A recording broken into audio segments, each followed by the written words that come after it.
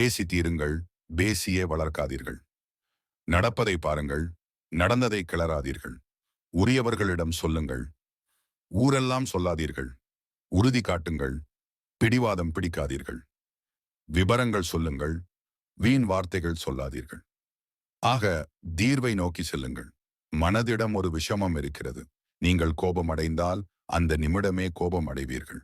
ஆனால் நீங்கள் சரணடைய வேண்டும் போல் உணரும்போது நீங்கள் அதை பற்றி யோசிப்பீர்கள். நீங்கள் அதை பற்றி திட்டம் தீட்டுவீர்கள். நீங்கள் காத்திருப்பீர்கள். மனம் எப்போதும் ஏதோ ஒரு வினாடியில தான் எல்லையில் இருக்கும். அதனால் உடனடியாக தெய்வத்திடமோ எதனிடமோ சரணடைந்து விடுங்கள். அது ஒரு மரமாக கூட இருக்கலாம். ஏனெனில் உண்மையானது நீங்கள் யாரிடம் சரணடைகிறீர்கள் என்பதில்லை. உண்மையானது உங்கள் சரணடைதல்தான். ஒரு மரத்திடம் சரணடைந்தால் மரம் உங்களுக்கு ஆசானாகிவிடும். வேத நூல்களால் வெளிப்படுத்த முடியாத பல விஷயங்களை பற்றி அந்த மரம் உங்களுக்கு வெளிப்படுத்தும். ஒரு கல்லிடம் சரணடைந்தால் கல் கடவுளாகிவிடும்.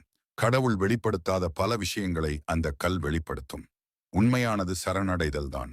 எப்போதெல்லாம் சரணடைதல் இருக்கிறதோ அப்போதெல்லாம் ஒருவர் தோன்றி உங்களுக்கு பொறுப்பேற்றுக் கொள்வார். தீட்சை வழங்குதல் என்றால் இதுதான். பேசி தீருங்கள்,